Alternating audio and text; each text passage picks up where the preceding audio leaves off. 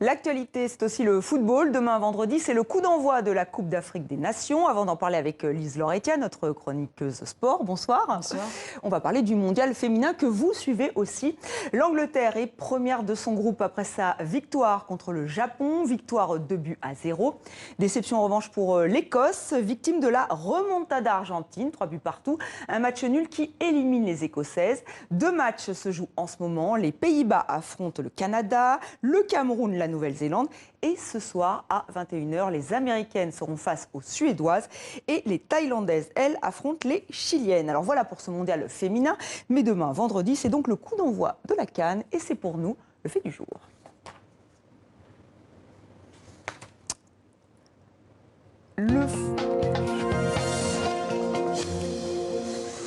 Voilà. Du football, encore du football, voilà qui réjouit les amoureux et amoureuses du ballon rond.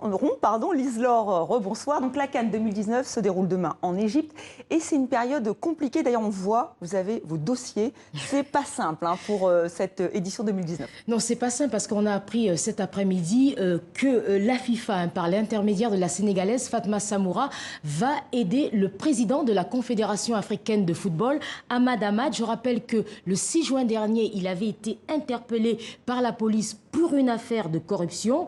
Et ensuite, il a dit on m'accuse, mais sachez que je gère quand même une institution qui est dépourvue de règles. Alors, c'est peut-être l'heure du grand ménage et c'est un peu sous fond de tension que cette CAN va se dérouler. Donc, des tensions, des nouveautés aussi. C'est une CAN inédite. Oui, c'est une CAN inédite parce qu'il y a des changements majeurs. Alors, on passe de 16 à 24 équipes et puis il y a une modification de date. Comme vous le constatez, la CAN va désormais se dérouler en été, donc de juin à juillet et non plus de janvier à février. L'objectif, c'est tout simplement d'adapter le calendrier de la CAN à celui des championnats européens, ce qui fait que les clubs pourront facilement libérer les joueurs.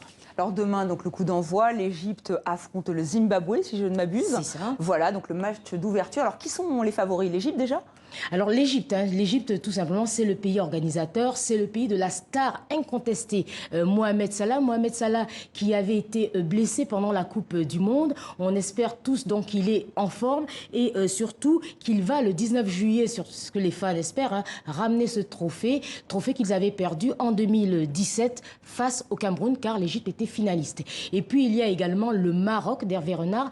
Alors, un peu difficile pour le Maroc d'Hervé Renard. Il y a 3 matchs nuls, 3 en match amical, ils ont perdu 3 fois. Mais Hervé Renard a quand même remporté la Coupe d'Afrique des Nations en 2012 avec la Zambie et en 2015 avec la Côte d'Ivoire, dont l'espoir est permis. Et quelles sont les chances du Cameroun, tenant du titre? Alors, le Cameroun, il faut dire, ça commence un peu mal. Aujourd'hui, on a appris qu'il y a des problèmes de primes, problèmes un peu récurrents. Mais attention, en 2017, personne ne les donnait gagnants et ils avaient gagné. Aujourd'hui, il y a 2 joueurs majeurs qui ne sont pas là, Nicolas Nkoulou et Vincent Aboubakar blessés.